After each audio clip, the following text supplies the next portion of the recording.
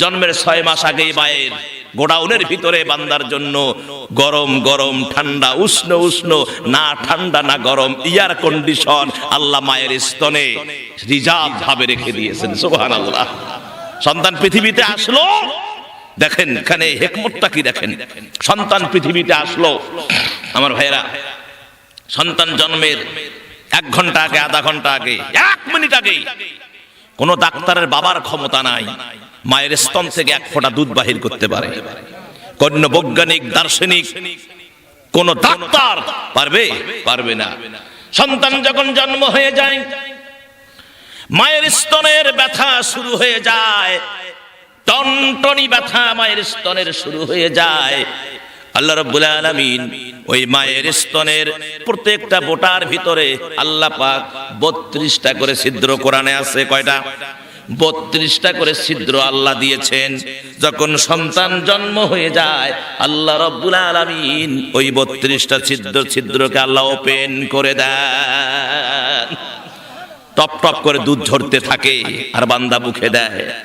একবার রাসূলের কাছে এসে এক সাহাবী বললেন, ইয়া নবী আল্লাহ, আমি তো আমার মায়ের হক আদায় করে ফেলেছি, মায়ের হকটা আমি আদায় করেছি। হুজুর বললেন কেমনে?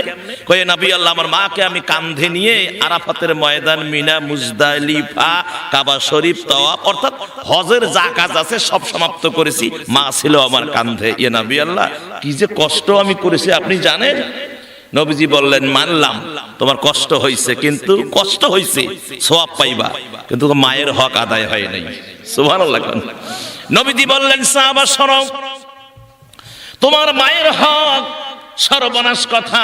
তুমি যেদিন জন্ম নিয়েছ, তোমার মায়ের স্তনের মুখে মধ্যে স্তনে মুখ লাগায়া তুমি যখন শোষণ মেরেছো, দুধ পান করেছো, এই দুধের 1টা ফোঁটা দুধ এর দাম কত তুমি জানো?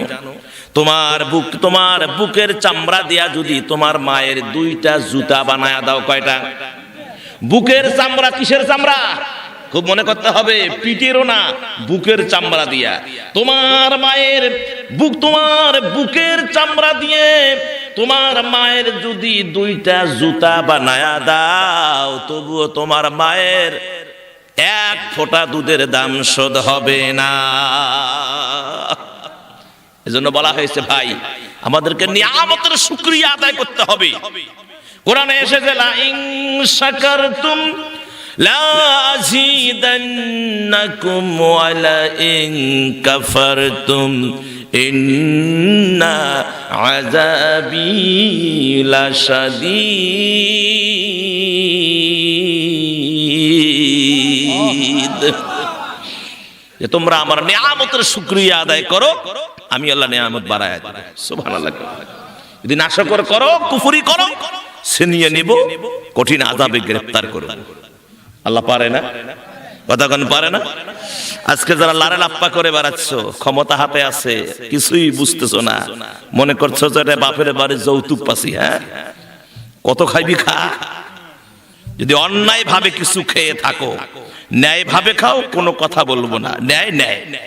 অন্যায় ভাবে যদি কিছু গিলে থাকো, ওই মুখের ভেতর দিয়ে পেটে হাত ঢুকিয়ে দিয়ে বাহির করা হবে। কথা কন? হ্যাঁ, অন্যায় ভাবে যদি কিছু জমিয়ে থাকো, তোমার এই জমাই হবে, ভোগ করতে পারবি না। অন্যায় ভাবে যদি দেশের টাকা বিদেশে পাচার করে থাকো, একদিন না একদিন ওই টাকা বাংলায় আসবেই। কথা বলেন আমার ভাইয়েরা। বাঙালি দেখেছো, বাঙালির মেজাজ দেখো নাই। বাঙালি পেরেছে এই দেশ থেকে পাকিস্তানের হানাদারকে এই দেশ থেকে কিক মেরে তাড়িয়ে দিতে বাঙালিরাই পেরেছে। কথা বলেন। জীবন দিয়েছে, রক্ত দিয়েছে, পঙ্গুত্ব বরণ করেছে, অন্ধত্ব বরণ করেছে, হাজার হাজার লক্ষ লক্ষ মা ইজ্জত দিয়েছে, তবুও পাকিস্তানের কাছে মাথা নত করে নাই। কথা বলেন। প্রয়োজনে মুসলমান এই দেশটাকে আরেকবার স্বাধীন করতে, ইসলামকে প্রতিষ্ঠিত করতে, দ্বীনকে প্রতিষ্ঠিত করতে প্রয়োজনে আরেকটা ৭১-এর জন্ম হবে এই বাংলাদেশে। সেই বাংলাদেশের ৭১-এর যুদ্ধে কারা কারা শরীক থাকবে, দুহাত তুলে দেখান। তাকবীর দেন, তোলেন তোলেন, তাকবীর তোলেন।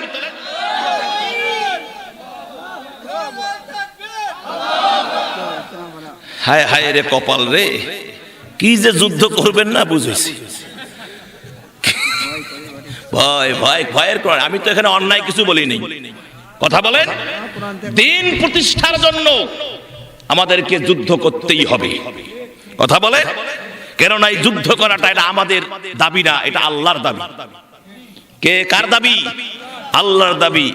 নবীজিকে আল্লাহ স্পষ্ট করে জানিয়ে দিয়েছেন, ও নবী আপনি যুদ্ধ ঘোষণা করুন। সুবহানাল্লাহ কোন আল্লাহ রাব্বুল আলামিন নবীজিকে বলেছেন, ইয়া আইয়ুহান নাবিয়্যু জাহিদিল কুফফারা ওয়াল মুনাফিকিনা ওয়াগলুয আলাইহিম ওয়া মাআওয়াহুম জাহান্নাম ওয়া বি'সাল মাসীর। এখানে আল্লাহ স্পষ্ট করে দিয়েছেন, আল্লাহ নিজেই বলেছেন, ও নবী আপনি যুদ্ধ ঘোষণা করুন। সুবহানাল্লাহ। কার বিরুদ্ধে যুদ্ধ করবেন? মুনাফিক এবং কাফেরের বিরুদ্ধে। আজকে বাংলাদেশে মুনাফিকের অভাব নাই, কাফেরের অভাব নাই। ঘরে ঘরে কাফের, ঘরে ঘরে মুনাফিক।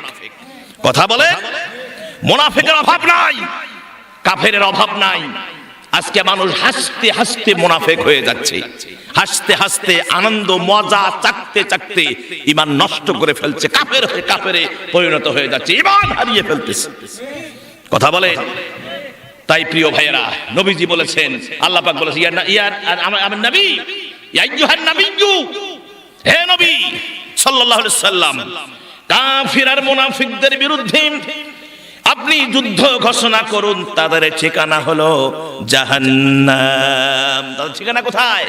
জাহান্নাম। তারা যতই দান করুক, যতই মসজিদ বানায় দেখ, যতই মাদ্রাসা বানাক, যতই রাস্তা বানাক, কালপাট বানাক, যতই উন্নয়ন করুক, আমার ভাইয়েরা তারা মুনাফিক, তারা কাফের।